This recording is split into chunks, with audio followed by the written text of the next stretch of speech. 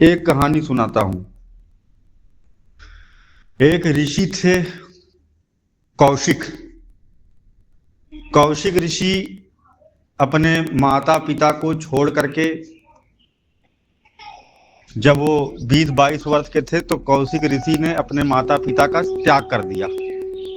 उन्होंने धारणा बनाई कि मैं जा करके, ये सब तो फर्जी चीज है, इससे कुछ नहीं होता। गृहस्थ घर परिवार तो सबको ही संचालन कर रहे हैं, हम तो ध्यान करेंगे, परमात्मा को पाएंगे। एक वास्तविक घटना जो कि भागवत में भी है, ऋषि कौशिक की कहानी आप लोग पढ़ भी सकते हैं, कोई मनमुखी कहानी भी नहीं है।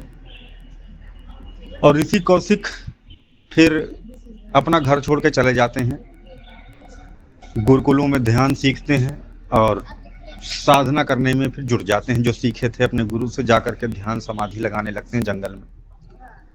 काफी समय ऐसे बीतता जाता है। एक दिन ऋषि कौशिक अपने ध्यान में बैठे थे और ऋषि कौशिक को ऊपर एक कौवा आया और उस कौवे ने उसके ऊपर मल त्याग कर दिया और उसके कमंडलू में भी मल विसर्जित हो गया। वह बड़ा दुखी हुआ और क्रोध से कौवे को देखा, और कौवा, क्योंकि इतने समय से तप कर रहे थे तो कौवा बहुत सारी इनकी ऊर्जा बर्दाश्त नहीं कर पाया और वो मर गया, जल करके राख हो गया। यह देख करके कौशिक को बड़ा घमंड हो गया कि मेरे पास तो इतना ताकत आ चुकी है, मेरे पास इतनी सिद्धि आ चुकी है, अब तो मैं बहुत बड़ा सिद्ध हो चुका हूं। अब कौशिक वहां से घमंड में भरा हुआ निकला। अब भिक्षा मांग के ही घर जीवन चलता था उसका, क्योंकि खुद तो कोई काम करता नहीं था, भीख ही मांगता था वो सिद्ध। तो वह सिद्ध भीख मांगने भोजन के लिए गांव में पहुंचा और उसने दरवाजा खटखटाया और वहां से आवाज आई कि रुकिए, 10 मिनट इंतजार कीजिए, मैं निकल रही हूं, अभी आती हूं, आपको भोजन देती हूं। यह सुन करके कौशिक बहुत क्रोधित हो गया कि मुझे विलंब करवाना, इतने बड़े सिद्ध को विलंब करवाना 10 मिनट। उसने कहा कि मैं बहुत बड़ा सिद्ध योगी आया हूं, मेरे पास समय का अभाव है, मुझे जल्दी से भोजन दिया जाए।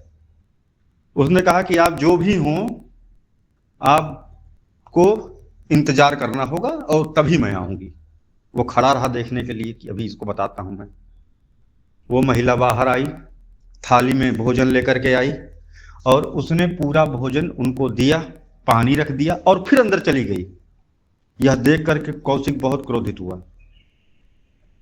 कौशिक ने उससे कहा कि तुम जानती नहीं हो, ये मेरा घोर अपमान है, एक इतने बड़े सिद्ध सामर्थ्यवान को तुम इस तरह से ट्रीट कर रही हो। वो महिला की आवाज अंदर से ही आई कि साधु सुनो, मैं वो कौवा नहीं हूं कि जो आपके देखने से भस्म हो जाऊंगी। यह बात सुनते ही कौशिक के रोंगटे खड़े हो गए, क्योंकि इसको को कभी किसी इस घटना का कोई साक्षी था ही नहीं, केवल वही था वहां पर। तो उसको कैसे पता चला? वो सोचता रह गया, स्तब्ध रह गया वो। उसने कहा कि तुम्हें कैसे मालूम यह? तो उन्होंने कहा देखिए, यह जाकर के एक कसाई से पूछो गांव में, वह बताएगा। अब यह उस कसाई के पास गया, कसाई से पूछा। इस बार थोड़ा इसका घमंड कमजोर पड़ गया था। कसाई ने कहा रुको, अभी शाम 5 बजे तक मेरा काम है, उसके बाद ही बताऊंगा, तुमको जानना हो तो बैठो, नहीं तो जाओ। लेकिन इस बार यह कुछ नहीं बोला, ये जानने के लिए इच्छुक था कि कुछ तो अजीब है। और ये कसाई, इससे पूछने बैठा हूं। अब कसाई 5 बजे तक अपना काम खत्म किया, तब उसके पास ये बैठा ही था। ने पूछा कि बताओ वो कैसे जान गई? इसके पूछने से पहले ही उसने कहा कि तुम, यहाँ नाम यह है और तुम इसी इच्छा से आए हो, जानने के लिए कि वो स्त्री कैसे जान गई। तो उन्होंने कहा हाँ। तो उसने बताया देखो, तुम साधना में एकाग्र होने चले थे लेकिन अभिमान से भर गए। वह सुबह से काम तक अपने गृहस्थ जीवन का कार्य पूरे एकाग्रता के साथ करती है। वह मन लगा करके अपने पति की सेवा करती है, जो कि विकलांग है, उठ नहीं सकता। और उस समय जब तुम गए थे तो वो अपने पति के लिए ही व्यवस्था कर रही थी, उसे नहला रही थी, और उस कर्म को पूर्ण करने के बाद ही वो तुम्हें ट्रीट करने आई थी। तो वह पूरे मनोयोग से ईश्वर का ध्यान करते हुए जो भी उसको गृहस्थ जीवन के कर्म मिले हैं वह कर रही थी। और यह करने से और हमेशा अपने काम में पूरे तल्लीन रहने से इसको वह सिद्धियां प्राप्त हो गई जो तुमको नहीं प्राप्त हो पाई अभी भी साधना और योग करने से। वह संसार का संचालन भी कर रही।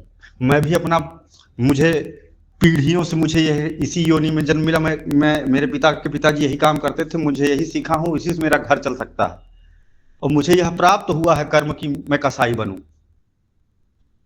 तो मैं वह कार्य कर रहा हूं और मन लगा के कार्य कर रहा हूं और भगवान का ध्यान भी कर रहा हूं।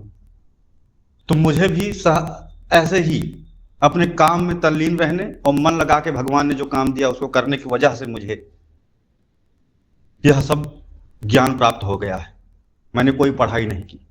तब जाकर के उस साधु का कौशिक का भ्रम टूटा और वह वापस अपने घर गया, माता पिता से क्षमा मांगी और उनकी सेवा में तल्लीन होकर के परमात्मा का वंदना करते हुए एक सहज सांसारिक जीवन जीते हुए मुक्त हुआ। यह कहानी यही बताती है कि जो सहज कर्म है उसे मन लगा करो, यह मान के करो कि परमात्मा ने हमें दिया है करने को। आपका कहां से हुआ वह कार्य? आप खाना खाते हो इस शरीर के लिए, आपका शरीर कहां हुआ? परमात्मा का ही है सब, उसका ख्याल रखो।